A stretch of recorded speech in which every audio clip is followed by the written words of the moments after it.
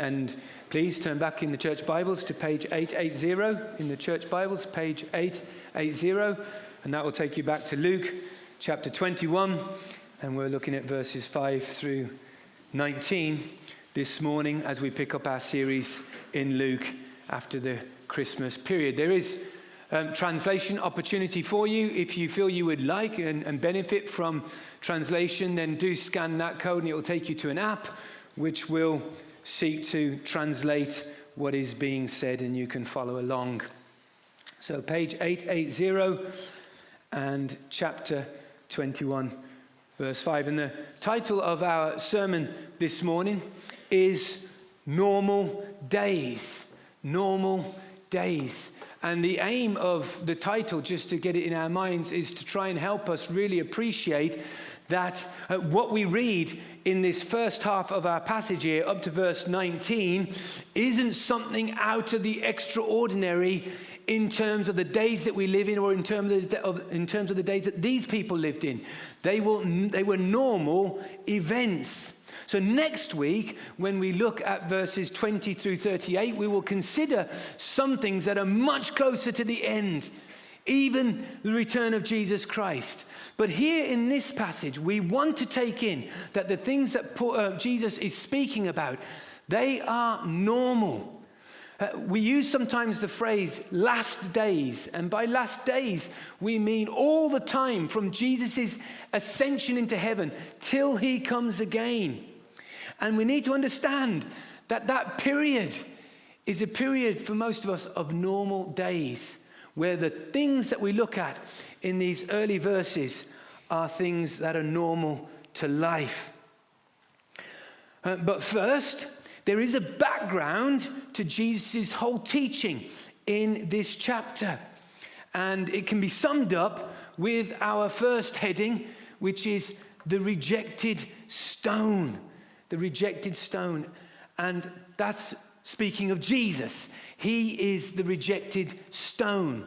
You know, stones have been a main feature in Luke's passage here in the chapters. Since Jesus arrived at Jerusalem, stones have featured a fair amount. You might remember that Jesus said before he entered Jerusalem that if the people didn't rejoice over their Messiah, the stones of the city would cry out, "Shame on you."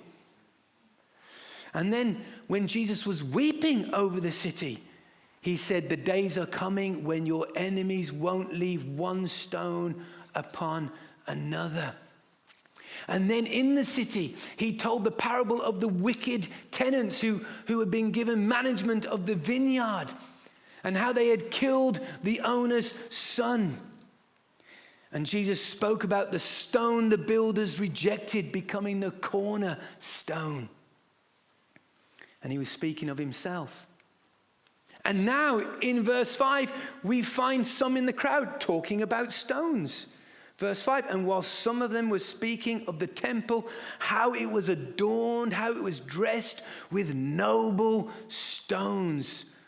Beautiful, great stones. You know, some of the stones that were visible at the temple were 15 tons in weight. And the stones that made the foundation that you couldn't see, some of those were 415 tons. In fact, the whole complex of the temple, which was really quite large, was probably the largest wonder of the ancient world at that time. That's how big the temple area was. And these people, they're marveling at the stones in verse 5. And Jesus interrupts their conversation to do what? To talk about stones in verse 6. As for these things that you see, the days will come when there will not be left here one stone upon another that will not be thrown down.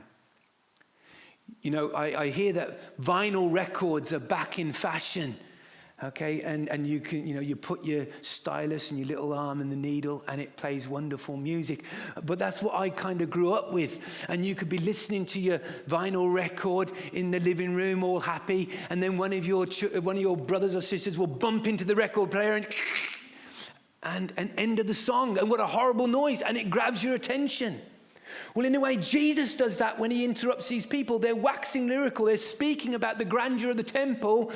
And what he says just cuts across what they're saying. And it grabs their attention. It turns them in a different direction. And why does Jesus kind of scratch their record like that? Well, it's because this city is going to reject him.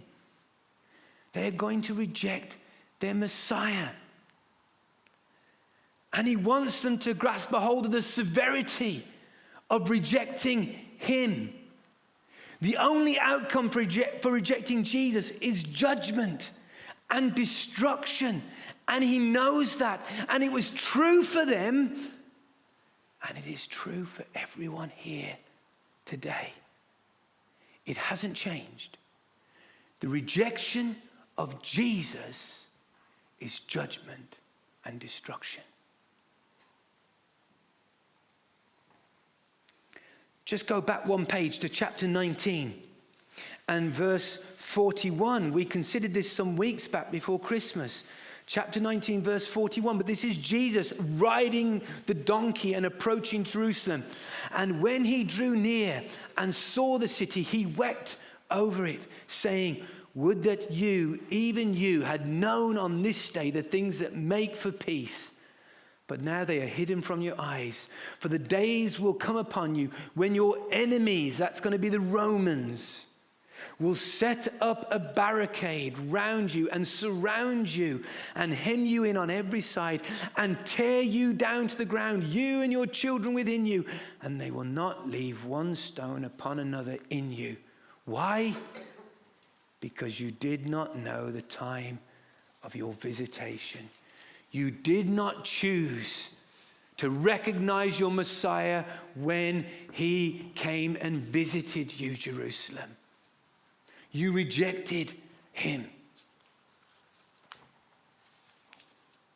The people of Jerusalem, along with the Romans, are going to take Jesus and kill him on a cross. They are going to think they have destroyed him, the one who claimed to be the temple.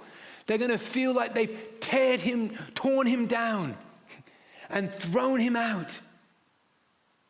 But Jesus is warning them before that happens. By rejecting me, it is your destruction that you are guaranteeing. Just look at chapter 20 and verse 17.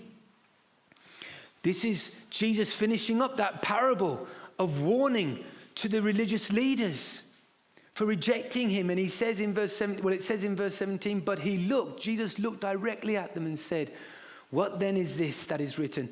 The stone that the builders rejected has become the cornerstone.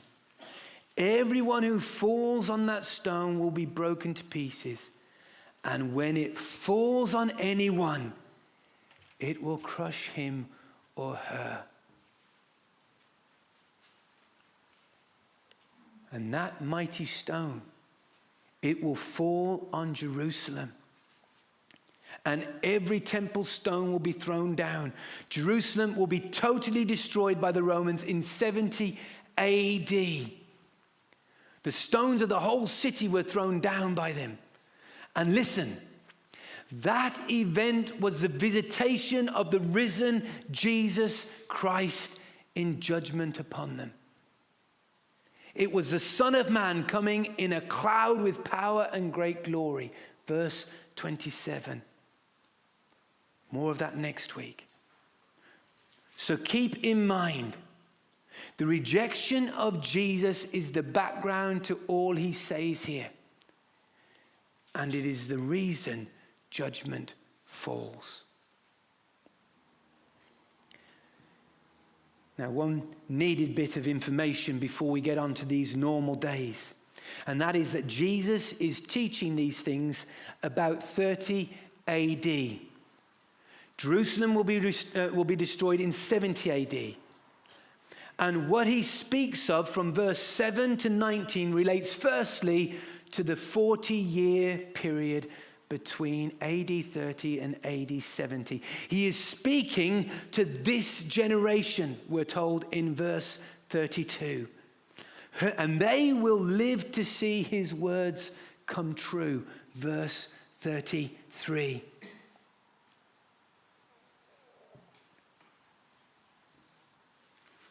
But what Jesus says can be applied to our history. That is because this 40-year period is like a mini picture of the rest of history. It's a microcosm. What Jesus speaks about here and what happens to Jerusalem is what happens to the world. It's a picture of what it will unfold. So that period of history from Jesus' ascension until he comes again, Jesus is also giving us a picture of that. So as we hear what Jesus says to the crowd and his disciples, we will hear teaching for us in our day. So with that said, let's think about these normal days. We are living in the last days, and they are normal days. And there are three realities that Jesus outlines for these normal days. The first is that there will be many messiahs. The second is that there will be a world of chaos.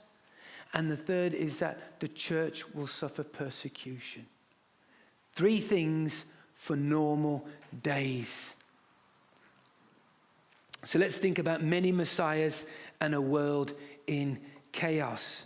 Now, as we said, Jesus has shocked the people with his prophecy in verse 6 about the temple being destroyed.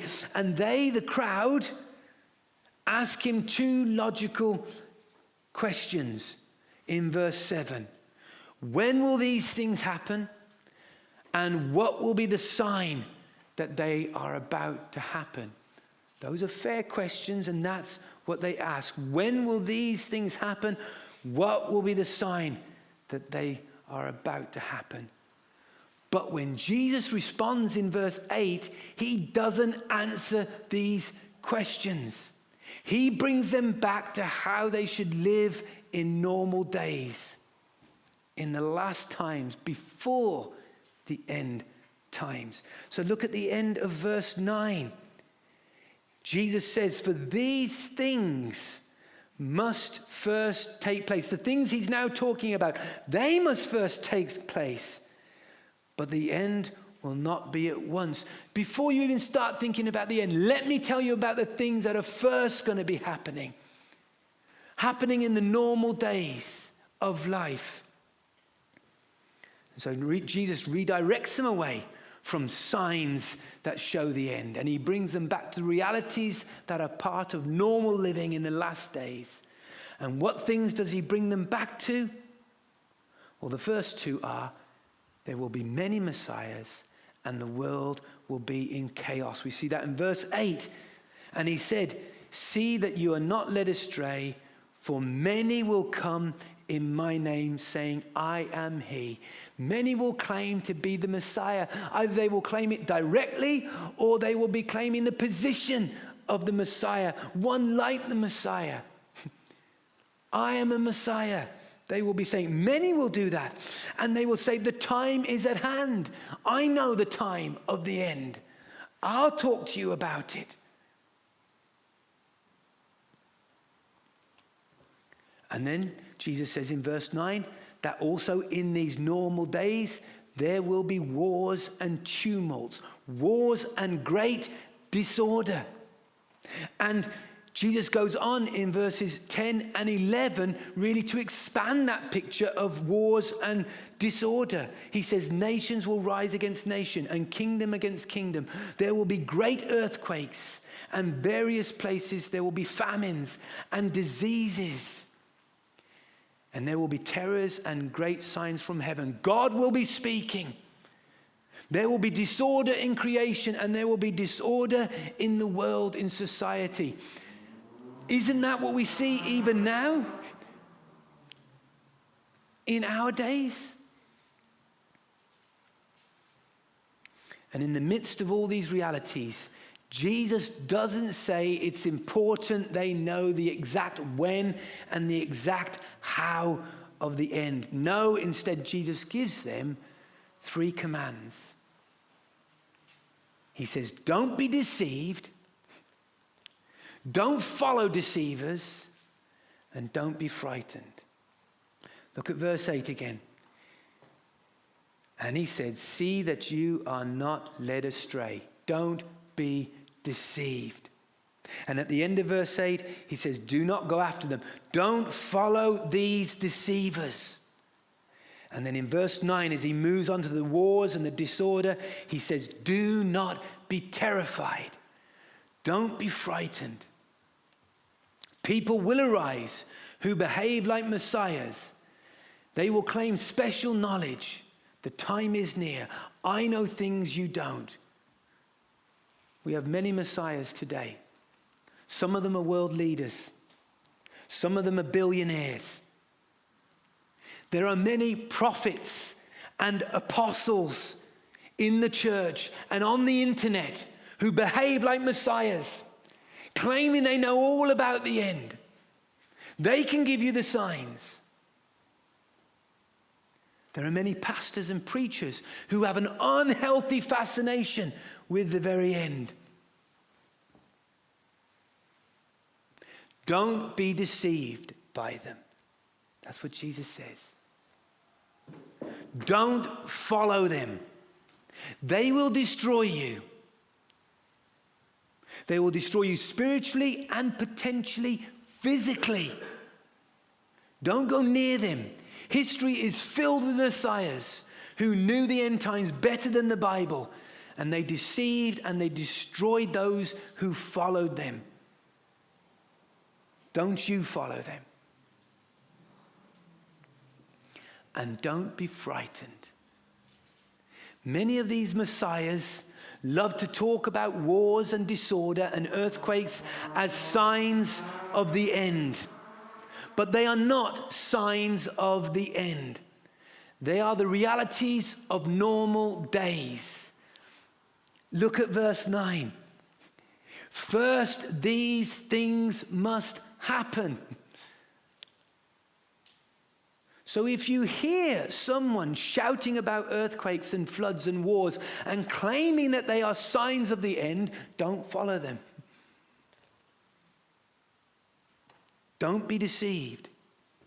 These are events of normal life, the normal last days. And there is another reason why not to be frightened of a world in chaos. And that is that God is sovereign over it. Look at verse 9 again, at the end there. These things must first take place. They must. Jesus knows what must happen. That word must speaks of things that are under the control of God. So as we look around our disordered world, we are not called to panic and be frightened and to think about our safety. We are firstly to recognize God's sovereignty and worship him in it. Don't be frightened by all that is unfolding in our world. So in normal days, there will be many messiahs. There's going to be many more. And our world will continue to be in chaos, in different places, at different times. But also, there will be persecution of the church. So if you look in verse 12 there, Jesus begins and he says, they will lay their hands on you. So now he's talking directly to a group within the crowd. He's talking to his disciples, you. It's as if he turns to them, his dear disciples, and he starts speaking to them. They're going to grab a hold of you, my disciples. And he tells them when, in verse 12, before all of this, before all that I've been speaking about, they're going to grab a hold of you and they're going to persecute you. Now, this is all just still part of this normal last days. But in Jesus saying, listen, before this happens, they're going to grab you. I think Jesus is preparing his disciples for persecution that is going to happen as soon as he ascends into heaven. As soon as he goes up, and in a way, as soon as Satan has been cast down by the work of Satan, he is going to persecute the church. So, dear disciples, as you go forward in this period, even between 30 AD and 70 AD, before you meet other messiahs, before you encounter other chaos, you're going to be persecuted. It's going to begin right away for you. Be ready for it. And it's not going to end. It's going to go on through all of history, because this is just a small picture of what is there for the church. Persecution.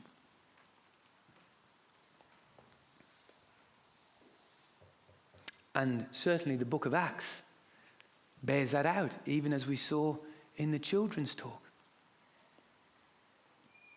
So what does this persecution look like? Well, firstly, the persecution is local and global. Look again at verse 12.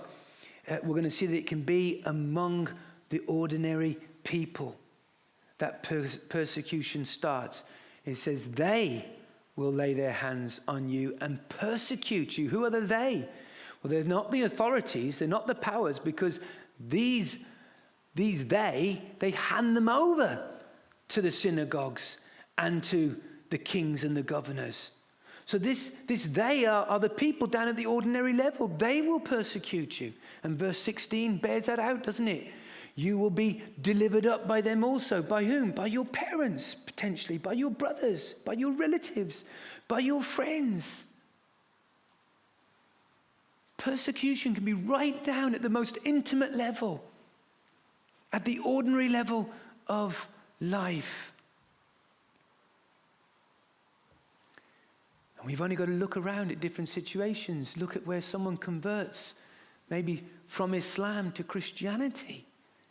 And we see that betrayal take place in the family home. We can look at what goes on in North Korea, and we can see where a Christian in a family, and the family suddenly finds out that they're a Christian, and they are given up. And those aren't the only two situations. So persecution can begin at the everyday level of life, but it will be taken up by the powers of the land. It will go global in that regard. So in verse 12, we see that they're delivered up to the synagogue. That represents just the Jewish law in a way. That's where cases went at a local level, to the Jewish synagogue. And in that place, there was real punishment. They ended up in prison, the synagogue and the prison.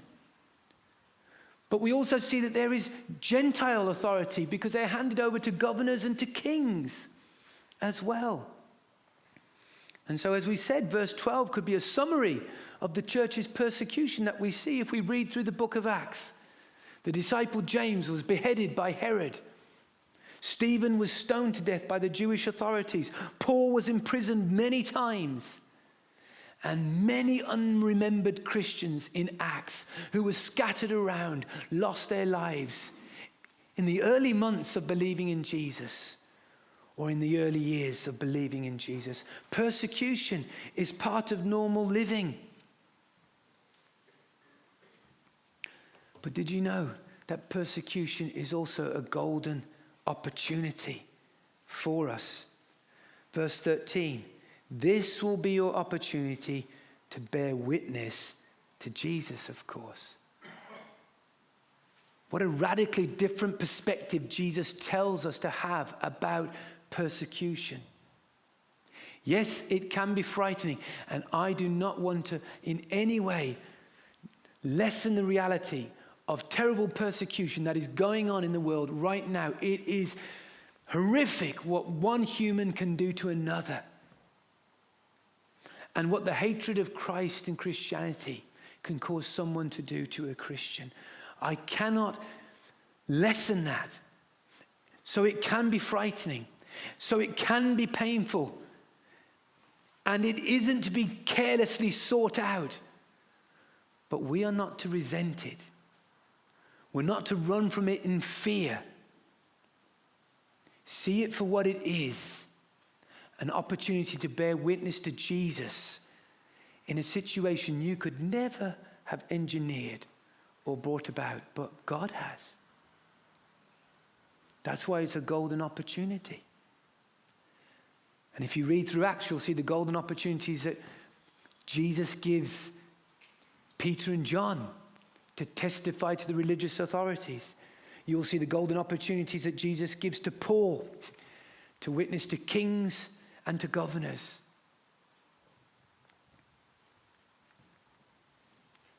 And to testify about Jesus. Persecution is a golden opportunity. Persecution is a time of rest. That's a strange thing to say, isn't it? That there's somehow you can rest in your soul in a time of persecution. But look at verse 14. Settle it therefore in your minds. Have a mind at rest, Jesus is saying. Do not, therefore, settle it in your minds not to meditate beforehand. He's saying that, look, don't go through rehearsing again and again. What am I going to say to these people when I stand before them? And you have no rest. You're just worried and you're wondering what to say. Jesus says, don't worry about that. Be at rest. Be at rest because of verse 13. You know this is an opportunity that I have brought for you. Be at rest because of verse 15. For I will give you a mouth of wisdom. I will give you the words to say. I will be with you in that. You will have my enabling so that they are not able to contradict you, not able to answer you back. Look at verse 26 of chapter 20, right there on the same page. Verse 26 of chapter 20. And they were not able in the presence of the people to catch Jesus in what he said, but marveling, being amazed at his answer, they became silent. This is the one who says, I will be your words in that time, in that situation. And so you can be at rest about what you need to say in a time of persecution. But persecution is also a time of protection. Verse 17 and 18. You will be hated by all. Now that doesn't mean all. That doesn't mean every person in the whole world. But it means that there will be a general consensus, a strong general feeling. You will be hated, and the reason you will be hated is for my name's sake. There will be a hatred of Jesus, and you will feel it. You will be persecuted because of it. But, verse 18, not a hair of your head will perish. Not a hair will be destroyed. What does that mean for the one going through persecution? Well, it can't mean Jesus will protect you physically every time. We see that in verse 16, that sometimes when you're handed over, it will be to death. And you will be, and we can understand that it means you will be handed over to things less than death, but still painful.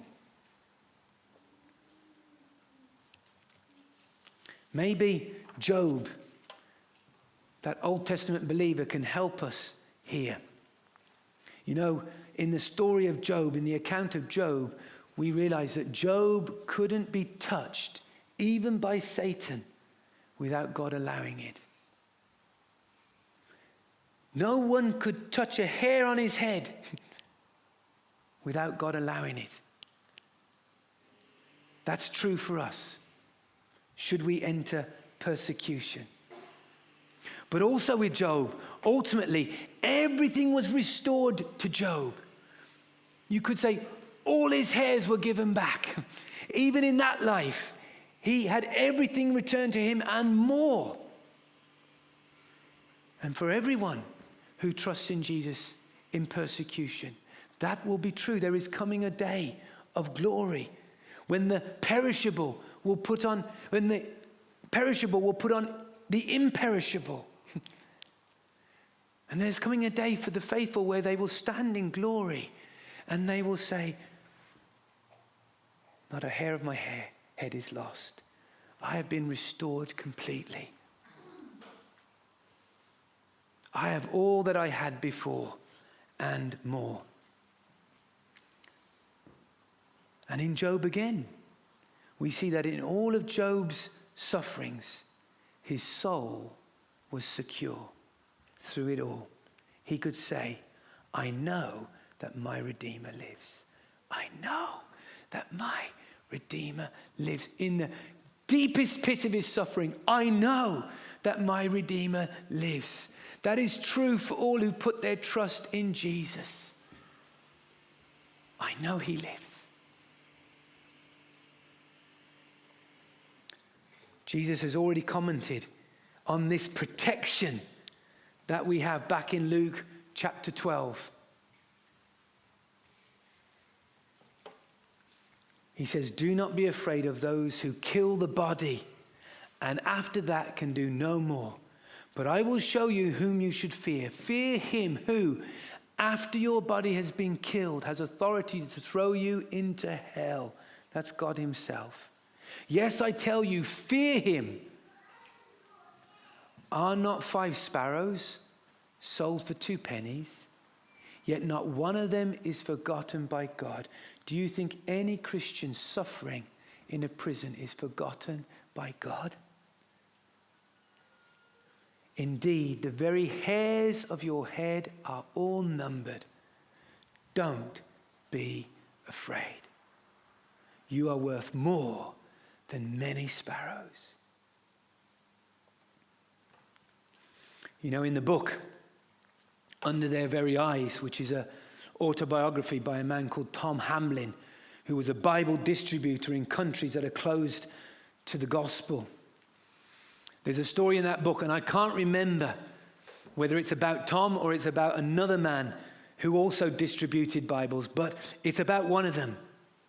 And one time, he is met on a desert road by 4 men. And they are going to kill him. And they say to him, we are going to kill you. And he replies, then what are you going to do? They say, no, we are going to kill you now. And he still replies, and then what are you going to do? What do you mean? They say, then what are we going to do? We are going to kill you.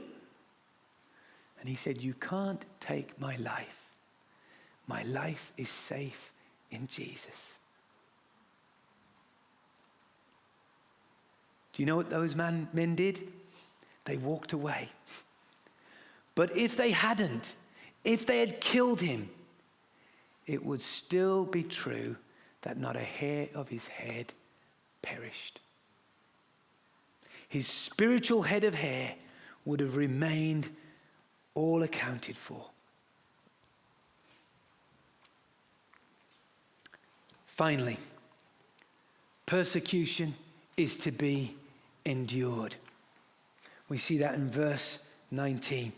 By your endurance, you will gain your lives. You know, let us make it a regular prayer in these normal days. Lord, when persecution comes upon us, help us not to fear, but help us to endure. Lord, please prepare us to endure persecution. And what is the reward for enduring persecution?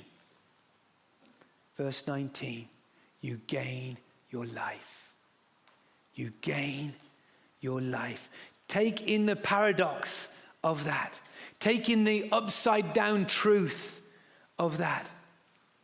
Because you love Jesus, because you are faithful to him, they persecute you and they put you in prison.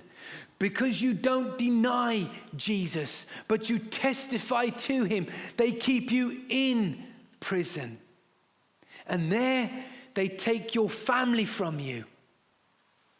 They take your money from you. They take your house from you.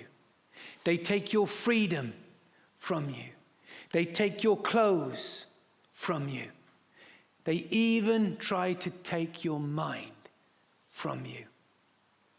And they may take your life from you.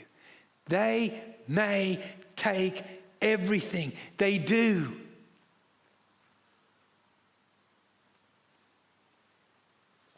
But if you endure, what do you gain? You gain your life. You possess eternal life. You have endured to the end.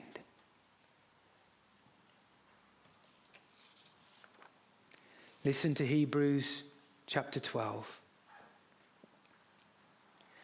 Let us run with endurance the race marked out for us. None of us knows the race that is specifically marked out for us. But in normal days, it includes persecution. Let us run with endurance the race marked out for us, fixing our eyes on Jesus, the pioneer and perfecter of faith. For the joy that was set before him, he endured the cross. What deep persecution. Scorning its shame. Nothing stopped him, not even the shame of the cross stopped him from enduring that suffering for you and for me. And he sat down at the right hand of the throne of God. Consider him. Fix your thoughts on him who endured such opposition from sinners, so that you will not grow weary and lose heart as you seek to follow your Savior in the pathway he has for you and me. So fix your eyes on your Savior now, and you will be prepared for persecution when it comes. Fix your eyes on your Messiah now, and you won't be deceived by modern messiahs that are all over the place. And fix your eyes on your sovereign God now, and you won't fear the chaos of this world. And you will be prepared for living in the last days, which are normal days. Amen.